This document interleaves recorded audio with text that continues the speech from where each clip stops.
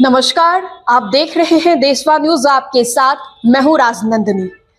बिहार में विधानसभा चुनाव होने वाले हैं, लेकिन उससे कुछ महीने पहले 4 सीटों पर उपचुनाव होने वाले हैं, जिसको लेकर कहे तो राजनीति सरगर्मी काफी ज्यादा तेज हो गई है। 4 सीटों पर उपचुनाव को लेकर एक और जहां कहा जा रहा था कि ये तो त्रिकोणीय मुकाबला होने वाला है, क्योंकि जिस तरीके से एनडीए अलायंस, इंडिया गठबंधन और फिर प्रशांत किशोर की पार्टी लॉन्च होने के बाद तीनों ही कहीं ना कहीं अखाड़े में उतरे थे। उसके बाद से ये कहा जाने लगा था कि इस बार का जो 4 सीटों पर उपचुनाव होने वाला है वो त्रिकोणीय मुकाबला होने वाला है। लेकिन देखिए, इस वक्त की बड़ी खबर AIMIM की ओर से आ रही है, जहां पर ओवैसी की पार्टी ने 2 सीटों पर, 4 में से 2 सीटों पर अपने उम्मीदवार की घोषणा कर दी है।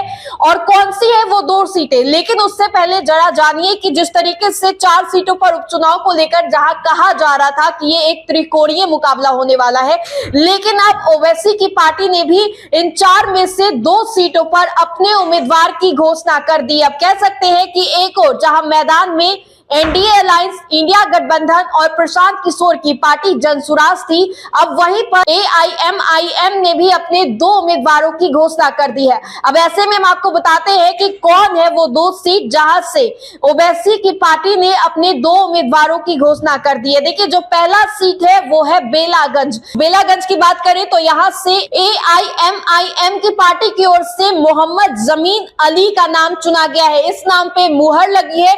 वहीं जो दूसरी सीट है वो है इमामगंज, यहां से कंचन पासवान के नाम पर मुहर लगा है। तो देखिए, एक और जहां 4 सीटों पर उपचुनाव होने वाले हैं, वहीं दूसरी ओर AIMIM ने अपने इन 4 सीटों में से 2 सीटों पर उम्मीदवार की घोषणा कर दी। अब हम बात करते हैं एनडीए से, कौन है इन 2 सीटों पर उम्मीदवार। देखिए, बेलागंज इस बार जो 4 सीटों पर उपचुनाव होने वाला है, उनमें से जो बेलागंज की सीट है वो जदयू के खाते में दी गई है और वहां से मनोरमा देवी उम्मीदवार है जो जदयू की प्रत्याशी है इस बार उपचुनाव में। और वही जो इमामगंज सीट है वो इस बार हम के खाते में दी गई है फिर से। और यहाँ पे हम आपको बता दें तो जीतन राम मांझी की जो बहू है दीपा मांझी, उन्हें यहाँ से उम्मीदवार बनाया गया। तो देखिए, एनडीए की ओर से इन 2 सीटों पर कौन कौन उम्मीदवार होने वाले थे, उनके नाम की हमने आपको बातें बताई। साथ ही साथ इंडिया गठबंधन की ओर से भी इन 2 सीटों पर मुकाबला है और प्रशांत किशोर की पार्टी जनसुराज की ओर से भी इन 2 सीटों पर उम्मीदवारों की घोषणा कर दी गई है।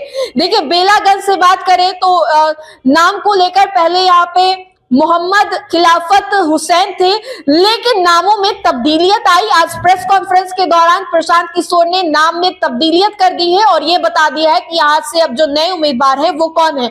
तो जो नया उम्मीदवार था प्रशांत किशोर की पार्टी जनसुराज की ओर से बेलागंज से, वो थे मोहम्मद अमजद खान। और वही बात करें इमामगंज से तो वहां पर भी एक उम्मीदवार प्रशांत किशोर की पार्टी की ओर से है, इंडिया गठबंधन की ओर से भी इन 2 सीटों पर उम्मीदवार है। तो देखिए, AIMIM ने कह सकते हैं मुकाबला बढ़ा दिया है। ओवैसी की पार्टी ने जो इन 4 सीटों पर उपचुनाव होने वाले हैं उसको लेकर मुकाबला बढ़ा दिया है। एक और जहां एनडीए, इंडिया गठबंधन और प्रशांत किशोर की पार्टी जनसुराज पहले से ही मुकाबले में थी, वहीं पर ओवैसी की पार्टी ने मुकाबले का लेवल और हाई अप कर दिया है। तो कह सकते हैं कि इन 4 सीटों पर जो उपचुनाव होने वाले हैं उसको लेकर तैयारियां अब कहीं ना कहीं शुरू हो गई है। और अभी तक ओवैसी ने मात्र 2 सीटों पर ही अपने उम्मीदवारों की घोषणा की है। साथ ही साथ ये वो कह रहे हैं कि जो बाकी 2 सीटें हैं, तरारी और रामगढ़, उन 2 सीटों पर भी जल्द ही अपने उम्मीदवारों की घोषणा भी कर देंगे। तो देखिए, 4 सीटों पर उपचुनाव और राजनीति सरगर्मी काफी ज्यादा तेज है। कह सकते हैं सियासी संग्राम जो है वो देखने को मिल सकता है, क्योंकि ओवैसी ने जैसे ही अपने 2 उम्मीदवारों की नाम की घोषणा की है इन 2 सीटों से, कह सकते हैं कि जो मुकाबला था वो और काफी ज्यादा बढ़ गया है। अब ऐसे में जिस तरीके से ओवैसी ने इन 2 सीटों पर, एक तो पहले जो सीट है बेलागंज, वहां से एक मुसलमान उम्मीदवार का नाम दिया है, तो कह सकते हैं कि ओवैसी भी कहीं ना कहीं मास्टर कार्ड खेल रहे हैं और कह सकते हैं कि आरजेडी का वोट बैंक काटने के लिए ओवैसी ने भी अपने उम्मीदवार की घोषणा कर दी है। और साथ ही साथ प्रशांत किशोर ने भी जिस तरीके से उन्होंने बड़े बड़े बातें किए थे कि मुसलमान और महिलाओं को भागी देंगे, मुसलमान की बात कहकर उन्होंने पहले ही राजद के वोट में सिंधमारी कर दी है। और अब जिस तरीके से ओवैसी ने यहां से एक मुसलमान कैंडिडेट को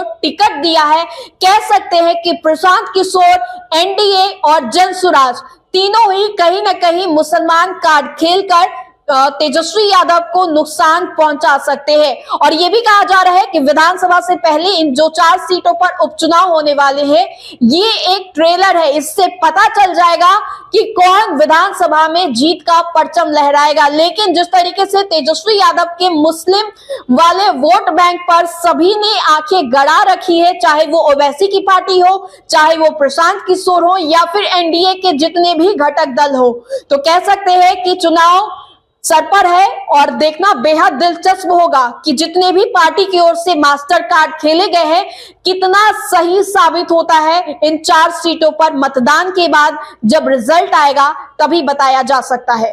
फिलहाल इस अपडेट्स में इतना ही, हम दोबारा जुड़ेंगे। अभी के लिए हमें दे इजाजत, बने रहे हमारे साथ और देखते रहे देशवा न्यूज़। धन्यवाद।